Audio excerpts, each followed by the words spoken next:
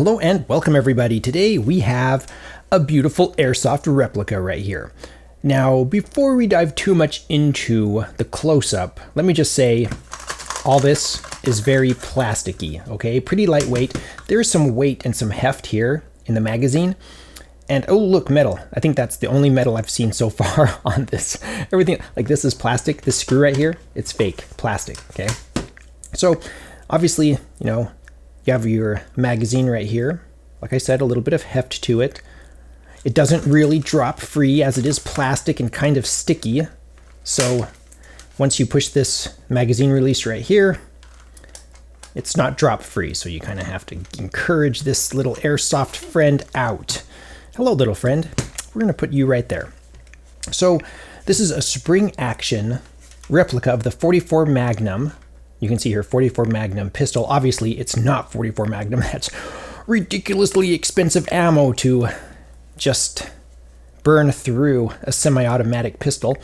But some people do it, and it's a lot of fun. I've shot Desert Eagles. I've held them. This is very similar in size. To me, it looks and feels almost exactly the same, but it's hard to tell because it's plastic, not metal. So things that I'm expecting here, or hoping for, I was hoping for more actual controls, but it's an inexpensive airsoft gun. So I'm getting looks, and I'm hoping that the slide is pretty true to the Desert Eagle design, and it looks like it is. So in this case, the barrel is not going to move or reciprocate like a Glock, how it will rotate and pivot for feeding. So we'll see. Israeli military.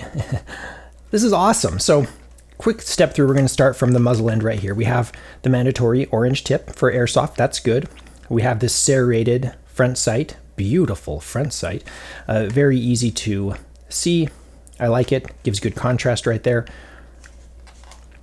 Really clean looking sights right here.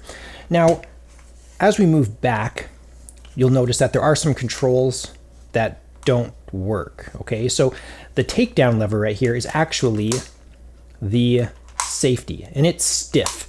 And to make it even more difficult, they put a little plastic tab right here to make it a little more difficult to flip that on and off. So in the off position here, the safety on the real firearm would be right here. However, can't even manipulate that. It's just molded in place. Same thing on the other side, no ambidextrous magazine release right here. The trigger is plastic, so that's what you're getting. Grip plastic, plastic, plastic. And there you have it. Be sure to read, obviously, I don't need to keep telling you guys this, but obviously read all the instructions, all of this before you ever operate a little airsoft gun. These things can be dangerous. You can cause eye injuries. Be sure you wear safety glasses when you're operating one of these. So let's real quick move through this now that you've had a look here at this fun rep. This looks like just a fun little plinker, right? Indoor, airsoft, outdoor, whatever.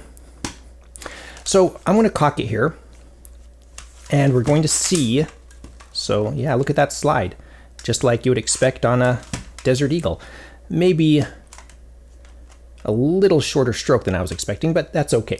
So this safety, according to this, it says safe at the bottom, right? So if I pull this trigger, pointed in a safe direction, wearing safety protection, nothing, okay? Obviously not even loaded. So now when I flip this on, I'm going to gently squeeze on this trigger, and let's see if it functions. All right, it functions. So there we have it. Close-up of the Desert Eagle. I'm going to get this on the table and do a first shoot. This looks like it would be a fun plinker. This, to me, every time I see this, I think of Arnold Schwarzenegger and like running around with like ridiculously large guns that never run out of ammo. But to me, like more recently, I think about some movies like Transformers or The Avengers, where people are running around with Glocks. Give your main character, cast a gun that's interesting, like the Desert Eagle. Come on, Nick Fury should have one of these, like gold-plated. But whatever. I'm not in charge of any of that, so who am I to say? But let me know, what gun would you cast with Nick Fury in the Avengers? Maybe it's not that. Maybe a Glock 19 is the answer. I don't know. So thank you so much for watching.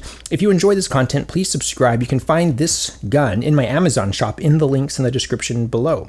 So next video, first shoot. Thank you so much for watching. Please subscribe.